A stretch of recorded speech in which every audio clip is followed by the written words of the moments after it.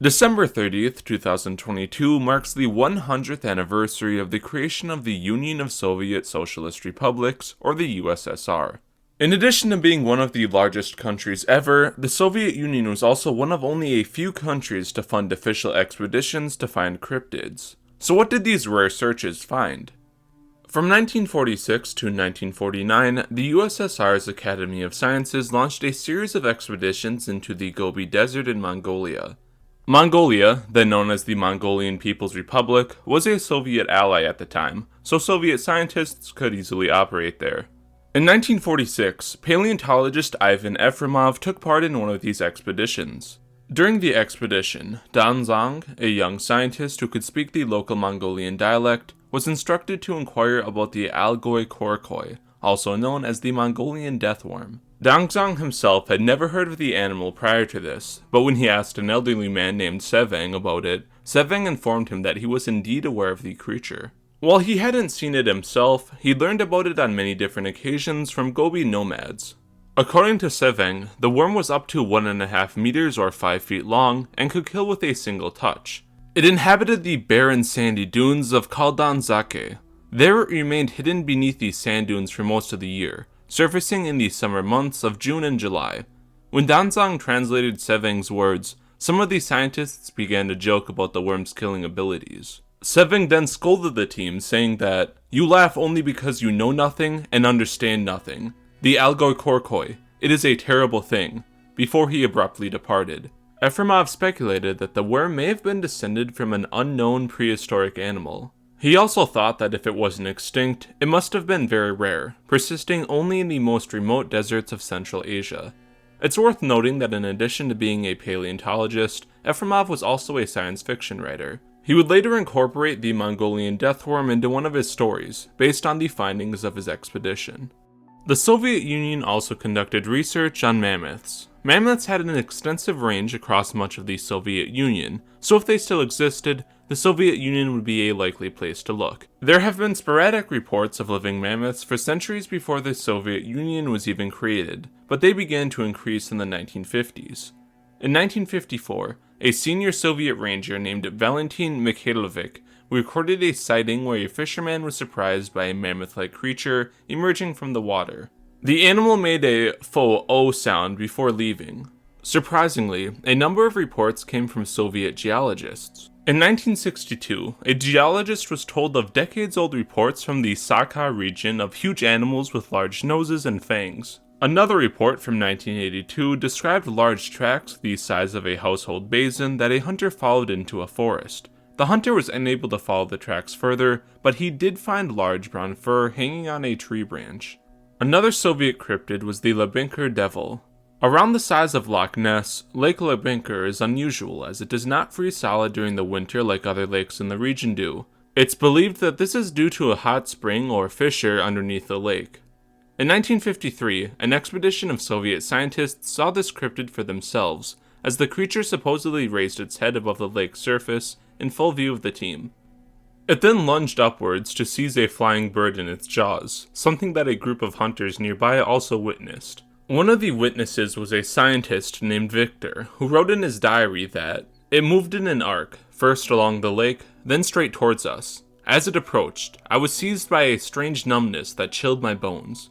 The dark gray creature rose slightly above the water, with animal eyes and something like a stick protruding from the body. Rising partially with a heavy movement, the monster spurted forward and plunged into the water. There was no doubt, we had seen the devil, the legendary monster of this locale." Victor also wrote that, "There have been all sorts of hypotheses about what kind of creature it could be. A giant pike, a relic reptile, or an amphibian.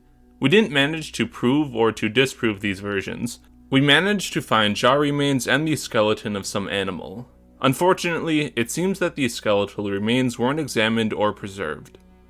As for the devil's identity, in 1962, biologist Sergei Klumov suggested that an unknown species of amphibian may exist in the lake. More recently, cryptozoologist Carl Schuker has suggested that it may be either a gigantic burbot or a late surviving plesiosaur.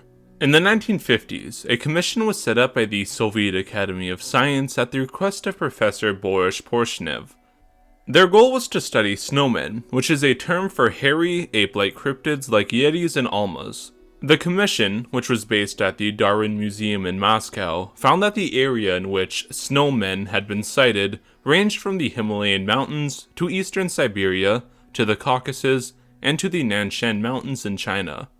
In August of 1957, a joint expedition by the Uzbek Academy of Science and Leningrad University was making its way up the Fedchenko Glacier.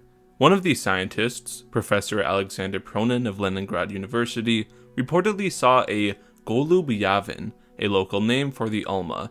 He later recounted his sighting to a Soviet newspaper, saying, "At first I thought it was a bear, but, having collected myself, it became clear that this was no bear, but a man-like creature. It walked out of its cave for a distance of some 200 meters, and then disappeared beyond the edge of the cliff." He had observed the creature for around 6 minutes, and 3 days later saw it again at the same spot. He said that it had long arms and was walking on 2 feet in a slightly stooping manner. He also said that it had a thick-set body that was covered in reddish-gray hair. Professor Pronin's report was criticized by some, since he waited several months to share it. However, a number of Soviet zoologists, such as Yevgeny Pavlovsky, supported the possible existence of the creature. Boris Porschnev, the man who helped start the snowman search, was a friend of Bernard Heuvelmann's, the father of cryptozoology. He and Heuvelmann's disagreed on what exactly the snowman was. Heuvelmann's hypothesis was that the snowman was either an entirely new species, or that it was a descendant of Gigantopithecus. Porschnev's hypothesis, published by the Soviet Academy of Sciences, suggested that the snowman may not be a new species at all, but rather a surviving group of Neanderthals. During the 1980s, Soviet scientists cooperated with the International Society of Cryptozoology, or the ISC. In 1982, from August 27th to September 22nd, cryptozoologist Dmitry Bayanov traveled to the Tajik SSR to investigate Alma sightings. In Volume 3 of the ISC's research journal, he stated that Tajikistan's environment could be home to an ape. There are plenty of animals and plants for a possibly omnivorous ape to eat, and there weren't that many humans in the area either. He believed that between the environmental conditions and the number of sightings, that there was an Alma in the region. In 1988, Valentin Sapunov of Leningrad State University looked through hundreds of eyewitness reports of the Alma. He estimated that they were on average 6'3" or 191 centimeters tall. He also found that no matter what kind of media someone read or watched, they all had fairly consistent reports of the Alma's description. This suggested that Alma sightings weren't influenced by popular culture or other sightings, but rather on a real animal. In July and August of 1989, Sapunov served as the scientific lead of an expedition into the Tian Shan Mountains in modern-day Kazakhstan. The expedition's goal was to find evidence of the Alma. They used pieces of cloth that were saturated with pheromones from the African chimpanzee and placed them on easily visible trees near the team's camp. During the night of August 1st, heavy footsteps and smashing sounds were heard. In the morning, the team found footprints both near their camp and by the trees. Based on the size of the footprints and the length of the creature's stride, it was calculated that the animal which made them was 220 centimeters, or 7 feet and 2.5 inches tall, and weighed 250 kilograms, or 550 pounds. In the morning of August 9th, footsteps were heard again. Upon leaving their tents, the team heard a large animal moving through the bush. They followed with cameras, but didn't see it. Upon examining the area around the camp, they found that the Alma had torn the cloth, seemingly by hand rather than with teeth. The creature had approached up to their clothesline, but departed when the team woke up. The Alma had left a fist imprint in the ground and tracks that were identical to the ones previously found. After the trip, Sapunov believed that the Alma existed and that the pheromone method could locate the creature. While he did plan to return to look for the Alma, he was never able to.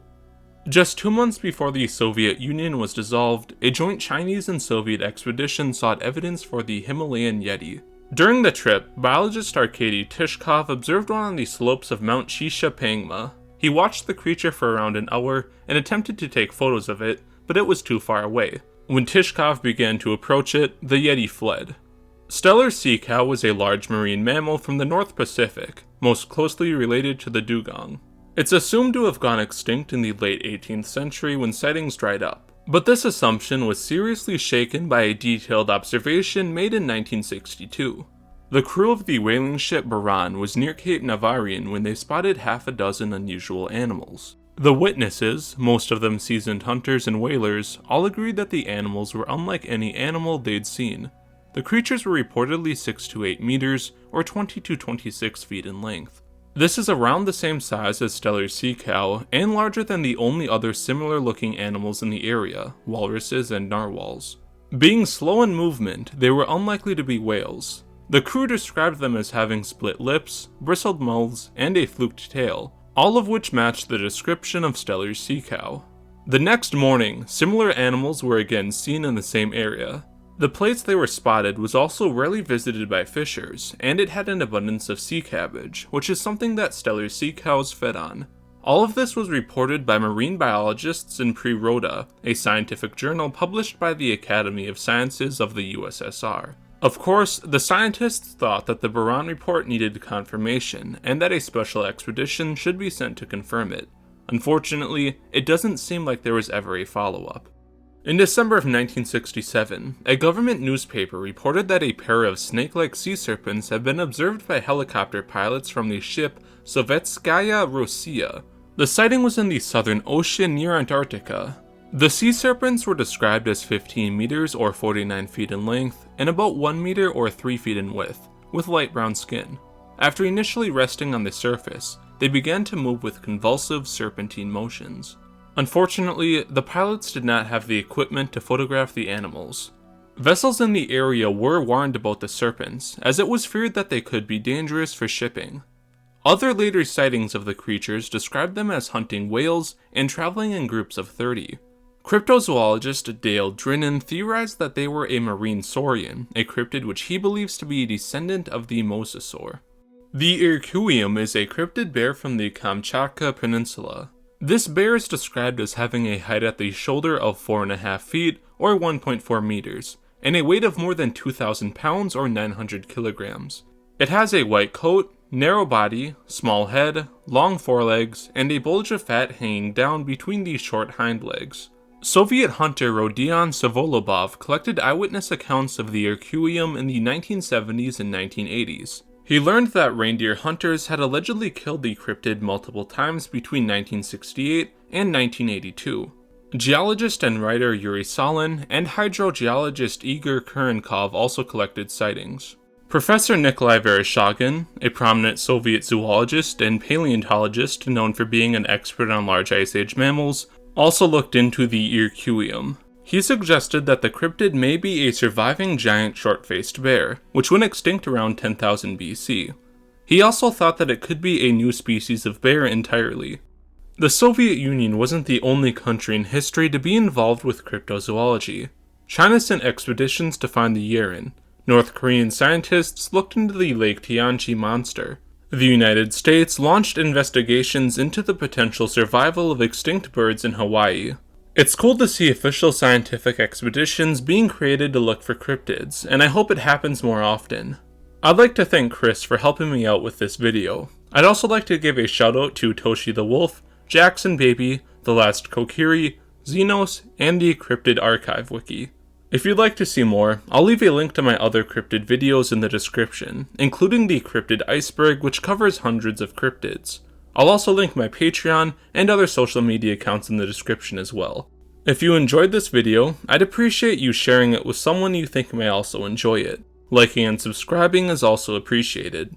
That's all for this video. I will see you in the next one.